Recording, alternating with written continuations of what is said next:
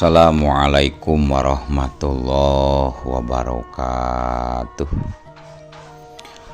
Wadia balad dongeng Ki Agus Jago di mana wae ayana. Alhamdulillah wa syukru ala ni'amillah. Kalayan diwuwuh ku qabul anu maha agung, dibarengan ku pangijabah anu maha kawasa, diiring ku kadedeh kanyaah Gusti anu maha suci. Urang ayeuna dugi kadangat ayeuna masih keneh tiasa ditepang dangukeun deui dina acara anu matuh kamemet urang sadayana.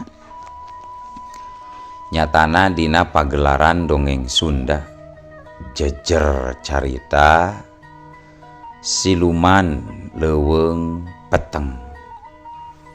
Ayeuna bagian anu ka 34 nanya pamiarsa.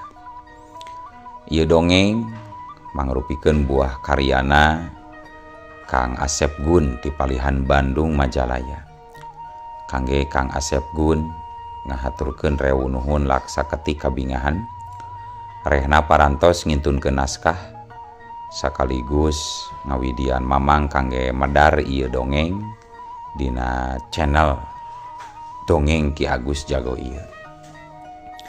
Atuh sumangga kanu teu acan subscribe kantun subscribe heula.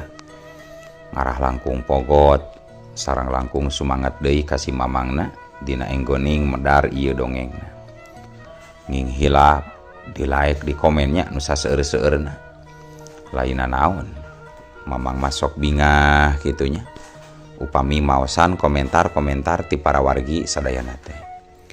Atuh ngarah teu nyangkolong tingkana waktos sumangga. Ayeuna mah urang lajengkeun deui dongeng siluman leuweung peteng bagian anu ka 34. Kumaha salajengna sora cikopina betot simutna pagan heula tali kolorna bisi morosot, merezel, morozol, uzel-uzelan di tengah jalan. Tumpak dong dong tes.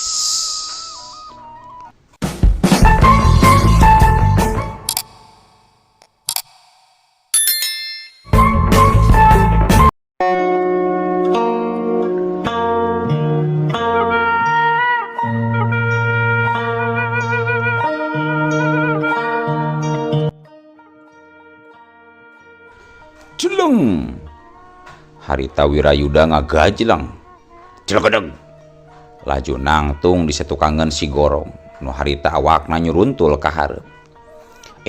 Reka mana Garong?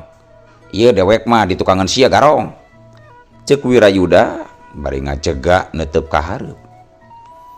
Atuh puguh we si Gorong teh lain deui ngarasa panas tur ngaheabna. Ngadenge omongan lawanna anu jelas-jelas nganggap enteng ka dirina. Sat si Gorong rikat malikeun awakna. Teu kaburu-buru narajang deui, kalah ngacegak bari ngahega ngatur napasna. Matana hurung buburilakan jiga mata ucing di waktu peuting. Nakamana karab sia nyebut ngaran aing teh kunyuk. Ngaran aing mah Gorong lain Garong sia. Memangna aing sok ngagarong atau ngabegala? Gagabah teuing nya capek teh sia juring. Cek si Gorong bari ngagegag leumpang ngadeuketan ka Wirayuda. Gegag.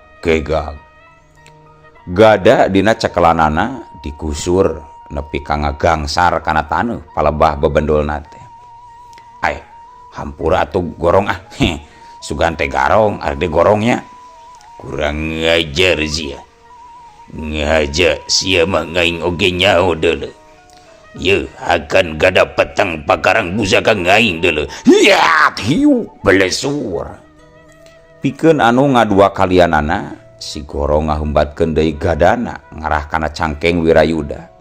Sat Wirayuda rikat metakeun bedogna dipake mapag pakarang lawan. Hiu trak trang. Dua pakarang bentrok ngacarikeun duanana pating cerik jeug ka tukang kadorong mundur ku tanaga lawan. Si Gorong mah dina ngajari jeugna teh nepi ka murag gadana oge lantaran leungeunna ngaradak asa komper jeung linu. Sedangkeun ari Wirayuda manehna gentak mancuhkeun deui kuda-kudana. Bedogna dipalangkeun hareupeun dadana dina sikap siap sayaga nahan gempuran lawan. Si Gorong harita manehna gentak nyokot gadana anu ngagoler dina taneuh. Sawuk hiu. Sanggeus gada dicopot langsung dibabukeun deui ngarah kana sirah Wirayuda. Sakali ieu mah Wirayuda henteu nakis ku bedaugna, tapi ukur ngakilekeun awakna saeutik kagigir lap siut. Barang jeung kitu bedogna dibabadkeun kana palebah pingping si Gorong anu kabeneran katempo ngemplong taya halang. Hiu cerep ulah aduh. Si Gorong nepi ka ngoceak tarik naker gadana murag deui wae. Saterusna manehna daku bari sumengir nahan ka nyeri katempo. Tina pingpingna ngaberebei getih anu doang kakeunaan ku seseukeut bedog Wirayuda. Barang Wirayuda rek ngabnyarita hiu ngadadak aya angin ngahiuk tarik naker nepi ka tatangkalan nu aya di sabudeureun eta patempatan pating pelenoy jiga nu rek laruntuh. Tapi teu lila kituna teh cep sora angin teh teu sakara-kara eureun. Tapi barang jeung nyelesna sora angin si Gorong jeung dua baladna geus areuweuh ti tempatna estu taya tapak-tapakna acan. Dasar juri kabecus nangan ukur ngalicik kalah ngaleungit ta si jurig jarian teh. Tadi cek anu ngaranna si Sogot cenah aing ngaruntuh-runtuhkeun benteng kerajaan. Ieu hartina berarti leuweung ieu teh mangrupakeun hiji karajaan jin atawa siluman. Nah aing bat los-los ka dieu atunya. Apanan sidik rasaan aing teh asup ka wewengkon leuweung tiis beuh ambe. Jadi sabab atuh ari kieu mah yeuh.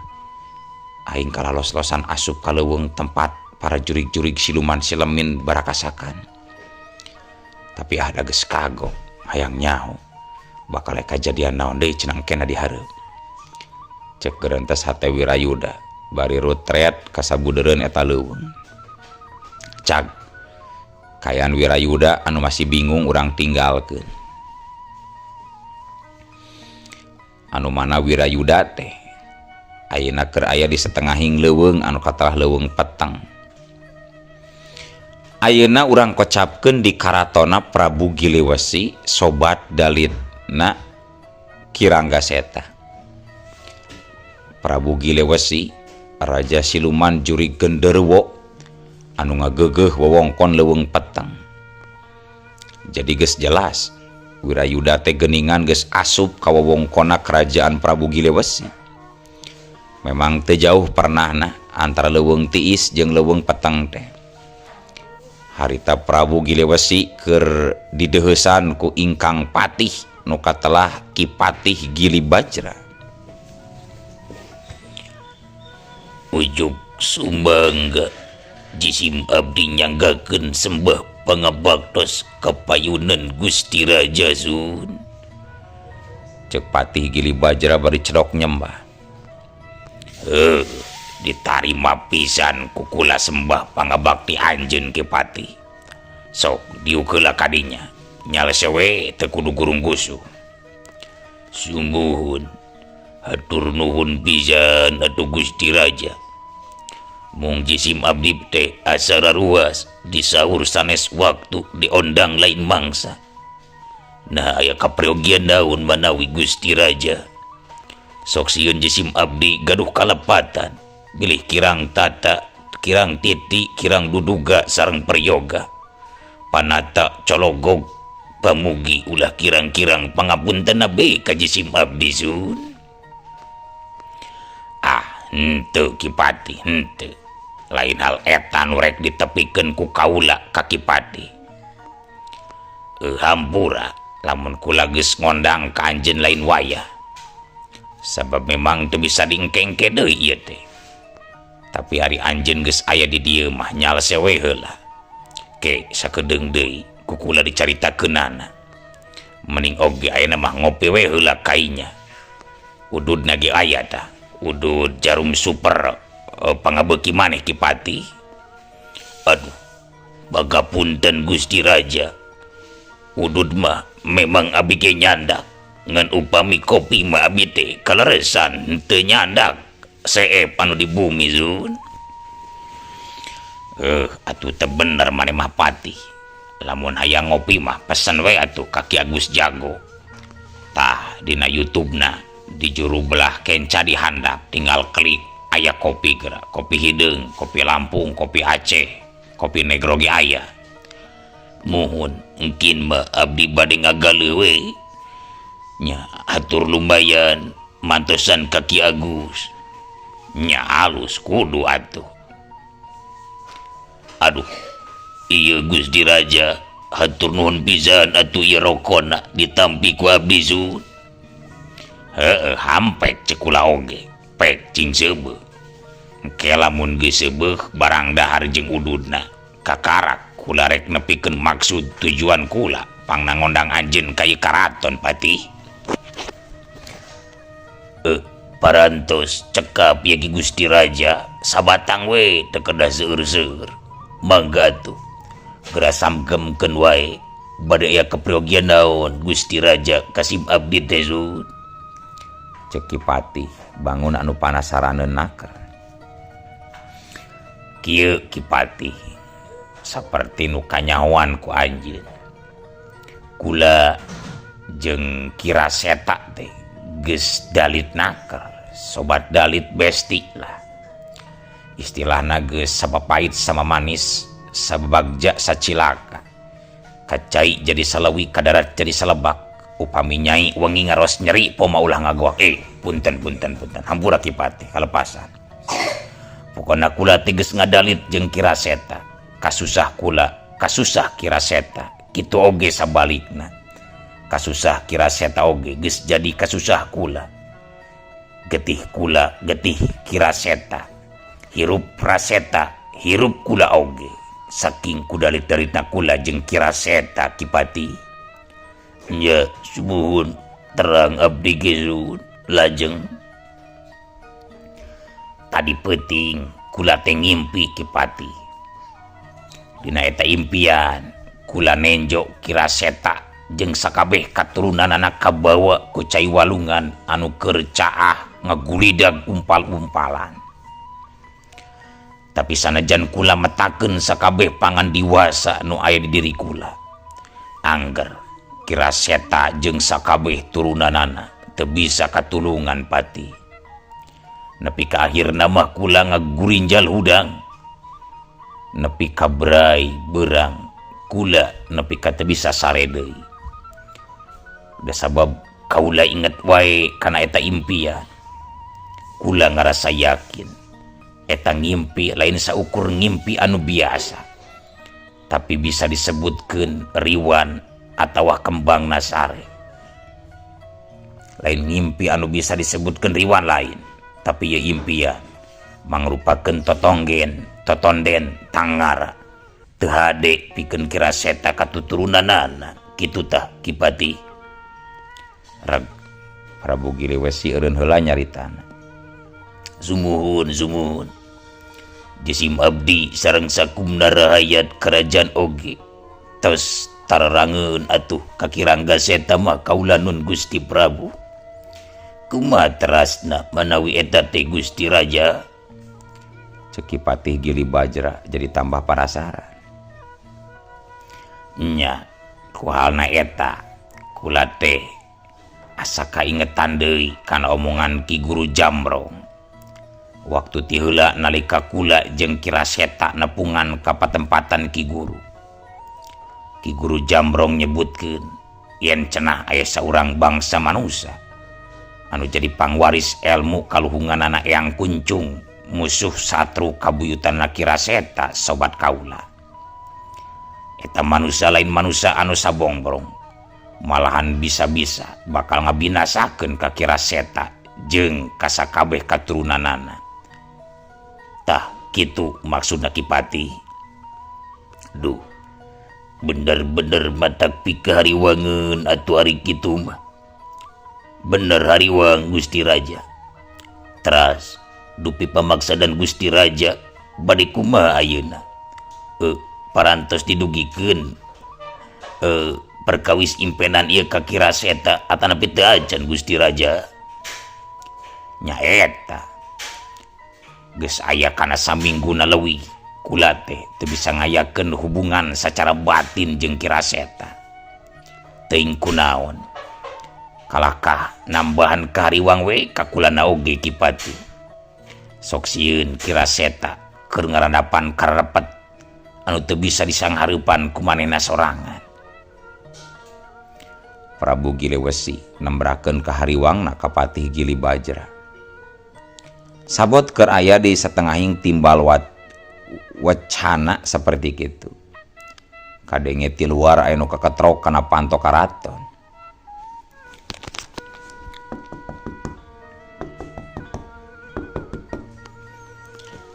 Saeta di luar, Kipati saha? Coba bukakeun pantona. Aya keperluan naon cenah? Jung Kipatih nangtung. Tuluy ngojengkang lempang muru kalawang karaton. Barang berai panto dibuka, bre katempo aya 3 urang anu wujudna sarua jeung maranehna. Jeung Kipatih maksudna teh. Nu taya lian eta teh nyatana si Gorong jeung kadua urang baturna nyaeta si Sogot jeung si Tongo.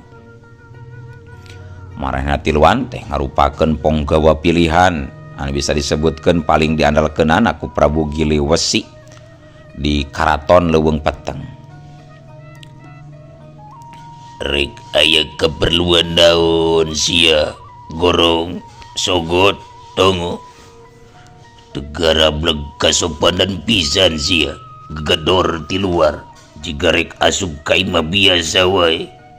Apanan ieu teh karaton sia? Ya naon? Sok arasup heula kita. Cek Kipatih nyentakan utiluan. Si Gorong jeung 2 baladna teu sirikna ngorondang asup ka karaton oge. Bakat kusieun ku Kipatih Gili Bajra.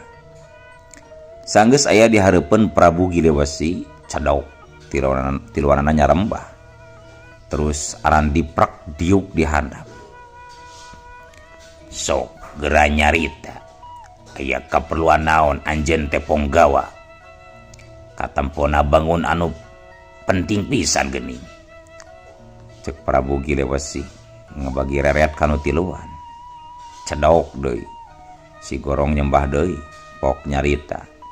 Dibarung ku rasa ajrih tur hormat naker kanu jadi rajana. Nyanggakeun sewu bebenda laksa duka jisim abdi teh Gusti Raja. Jisim abdi sejang ngalaporkeun yen dipalih kalereun ieu karaton caket tapal wates karajaan urang. Tadi jisim abdi mendakan seorang bangsa manusia anu amuk-amukan ngaruntuh-runtuhkeun wawangunan sareng benteng-benteng katu tiang-tiang kerajaan sun. Dugi ka seueur wangunan anu raruntuh patulayah benteng-benteng alancur raruksak sun. Naya seorang bangsa manusia ngarun amuk-amukan ngaruksak benteng karaton. Nah saha ngaranna eta manusia teh jeung naon pamaksudanana? Dah geuning ku aranjeun teu dicangkalak atuh eta. Kunaon teu dicangkalak punggawa? Cek Prabu Giliwesi ngarasa ruas jeung kaget ngadengi keterangan kitu ti ponggawana. Sia teh Gorong. Na atuh ari nyaho eta bangsa manusia ngadon ngaruksak bakal diarantep. Lain ditarewak atuh ku sia ti luar. Terus bawa jagrageun manusana ka payunan Gusti Raja di Gorong. Kipatih Gili Bajra molotot ka si Gorong. Apanan eta oge ku jisim abdi teh sareng ieu si Sogot katut si Tongo oge teu diantep mung naon mung teh deuleu bontong sapotong-potong nyarita teh deuleu sia gorong sok teruskeun naon mung teh mung rumaos jisim abdi sareng pun Tongo oge pun Sogot teh teu kiat ngayonan kasakten sareng kadijayaan eta manusa sun cendak nama jisim abdi tiluan teh parantos kateter jajaten katitih pangarti kaluhuran ilmu kapapag pangabisa ku eta bangsa manusia kitu manawi Gusti Raja oge Gusti Patih cek si Gorong ngaku terus terang yen manehna eleh ku Wirayuda belegug sia nyana raun wae atuh gawe laing teh Gorong newak manusia sasiki wae eueuh anu becus ngomong di papantas jika nu keur ngadalang wae sia Gorong madak naon ngomong eleh wae gitu sia teh rumaos terus di mana ayeuna eta manusana Ponggawa keun bae teu naon ari anjeun tiluan rumasa geus teu karuat ngayunan eta manusa mah keun daya Kipati di mana eta manusia ayana cek Prabu Gilewesi bari ngarereat ka Kipatih Gili Bajra anu masih muroleng ka si Gorong dipalih kaler zun di tapal wates antara kerajaan Leuweung Peteng mohon caket kerajaan Gusti Raja sareng tapal wates Leuweung Tiis cek si Gorong nerangkeun ka rajana kumaha atuh ari tos kieu Gusti Raja cek Kipatih Gili Bajra minta putusan ti Prabu Gilewesi rajana wayahna ayeuna ku anjeun datangan ka tempat anu bieu disebutkeun ku si Punggawa Kipati pikeun panuduh jalan wayahna anjeun kudu indit deui maturan Kipati keun bae teu kudu tiluan anjeun we Gorong saurang baturan Kipati cek Prabu Gilewesi nyaritana rutret ka Kipatih Gili Bajra jeung ka si Gorong ujuk sumangga Gusti Raja ayeuna pisan jisim abdi bade ngabujengan ka tempat ayeuna eta bangsa manusia hayo Gorong buru indit deui kiwari jeung dewek Gorong tuduhkeun belah bana ngajedogna eta bangsa manusia aduh geus nyieun kakacauan di tapal wates hayu antur Gorong cek Kipati bari ngarereat ka si Gorong sanggeus amitan ka rajana saterusna Kipatih Gili Bajra kalawan dibarengan ku si Gorong lumampah rek ngajugjug ka tempat anu tadi disebutkeun ku si Gorong ari si Sogot jeung si Tongo marehna oge terus we arundur ti hareupeun rajana rek marulang ka tempatna sewang-sewang sedengkeun Patih Gili Bajra nu harita geus anjog ka tempat anu tadi dipake galungan antara si Gorong jeung Wirayuda jen maranehna duaan ngadon ngajaranteng bari luak liuk nitenan kayaan di sabudeun eta tempat pok Kipatih Gili Bajra kadenge nyarita bari ngalieu ka si Gorong anu nangtung tukangeunana di belah mana ngajerdogna eta manusia teh Gorong geuningan ngeuweuh pangapunten lepat Gusti Patih lepat naon lepat deui sia Gorong naon anu salah deuleu tadi saur Gusti Patih nyebatkeun di mana ngajardogna sur abi mah eta cariosan teh lepat sueun da apanan ukur sajalmi manusana oge henteu langkung ti saurang janten sanes ngajardogna kadahna nu leres mah ngajedogna kitu panginten Gusti Patih sia mah nu kitu-kitu wae meuni dibahas kawas nu eueuh deui piomongan wae sia Gorong maksud aing oge eta deuleu di mana ngajedogna eta mangluk Mana geningan dekat tenjo irung-irung na acan dulu sia gorong. Luka data di nama dipali dia tuh seerungkun haur anu raruntuh tapak kagalai tadi waktos abdi galungan sun. Cek si Gorong bari nunjuk kana dapuran haur jeung rungkun-rungkun sejena anu memang loba anu saremplak jeung raruntuh urut kagalai tur tadi keur tarung patutunggalan jeung Wirayuda teh. Katenjo ku ngaing oge deuleu sia Gorong. Tapi mana atuh mangklukna. Ceungna deui cek sia tadi basa laporan ka Gusti Raja. Cenah eta manusia teh ngarempag-rempageun benteng kerajaan jeung bangunan-bangunan sejena. Mana geningan eueuh. Aing teu nenjo aya benteng anu runtuh jeung aya wangunan anu ruksak sia Gorong. Cek Kipati bari rateleret. Palih ditu eta mazun. Itu tuh palih kalerna pisan Gusti Pati. Moal kadeuleu ti palih dieu mah manawi zun. Naon? Ngembung naon sia? Kasar sia nyarita ka ngaing nyebutkeun moal kadeuleu. Teu sopan sia ngomong basa kasar hareupeun ngaing salaku patih kerajaan Leuweung Peteng sia jurig. Aduh, hatur hapunten be atuh Gusti Pati, hilap kaceplosan sun. Raosan teh nuju nyarios sareng si Sogot. Dasar belegug sia jurig. Hayu maju deui ka lebah kaler. Dewe kayang nyau di mana cenah ngajedogna eta makhluk kulang ngajar deh. Akhirna bral dua anak leumpang deui mapai-mapai jalan satapak anu rarembet ku kakayon. Sabenerna mah lain jalan anu biasa sok dipake liliwatan. Pancek tadi oge di leuweung eta mah eueuh jalan. Ngan aya jalan keur lempang sote apanan urut di babadan kakayonna ku Wirayuda teh. Teu lila antarana stroke. Dua nana aranjog ka tempat anu tadi dituduhkeun ku si Gorong. Nyawe di lebah dinya geus loba tatangkalan jeung kakayon anu raruntuh tapak di babadan ku Wirayuda.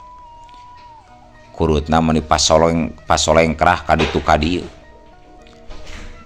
Perlu dikanyahokeun memang sacara ceuk panon lahir mah eta nu pasolengkrah teh raruntuh mangrupakeun tatangkalan jeung kakayon. Tapi sabenerna secara gaibna mah eta teh nyaeta benteng-benteng kerajaan jeung wangunan-wangunan para rahayat kerajaan Leuweung Peteng anu dirajaan ku Prabu Giliwesi. Kurang ngajar. Nyawe bener geningan Gorong euy. Mun beunang manusiana kudu dihukum picis di tengah alun-alun kerajaan manusia jahat jika kitu patut mah Gorong. Nya naon pasoalanana cenah make jeung wani-wani ngaruksak benteng kerajaan sagala. Ngarasaan mah Gusti Raja Giliwesi mah saumur dumlana oge can kungsi boga pasoalan gantar kakaitan pacengka dan pacogregan jeung bangsa manusia. Terus nakamana eta makhluk losna deuleu Gorong. Cek Patih Giri Bajra panona rutret kata tangkalan anu pasolengkrah hareupeunana raruntuh. Rupina da teu acan tebi ti tempat ieu panginten Gusti Pati. Nya urang pilarian we, insyaallah bakal kapendak deui gerah. Bener ngoge deuleu Gorong euy. Hayu atuh urang teangan. Urang kalebah dituduh kalebah wetan. Hayang nyaho urang ilikan ke beladinya. Sanu nyaho eta mangkluk teh ngadon ngajedog di dinya. Sabapan aya walungan lebah dinya mah. Bisi keur cinutrung luhureun batu. Bari ngaheujeun bisa wae apanan deuleu Gorong. Nya tiasa kitu oge Gusti Pati. Hayu atuh nya mudah-mudahan we leres. eta mangkluk teh keur ngajutrung bari ngahejeun ngaragampil newakna Sun. Bener kitu maksud dewek teh. Gampang meureun urang newakna lamun nya keur ngahejeun mah. Erek ngalawan calana merosot. Erek lumpat bujur ka mana-mendi. Hayu gorong ulah dililakeun hayu. Mangga Sun, mangga. Bral we. Duanana laleumpang deui muru kawetankeun ti arah tempat tadi tempat tarungna si Gorong jeung Wirayuda. Tapi karek oge menang salengkah. No atuh. Ari ngujug-ujug eueuh. Waktosna kabujeng seep wadia balad dongeng Ki Agus Jago. Keun atunya ieu dongeng teh urang cekapkeun we heula dugi ka dieu. Insyaallah enjing pageto baris dilajengkeun deui. Atuh kitu ku kieuna mamang sajamit mungkur amit mundur ti payunan para wargi sadayana. Hayu Assalamualaikum warahmatullahi wabarakatuh.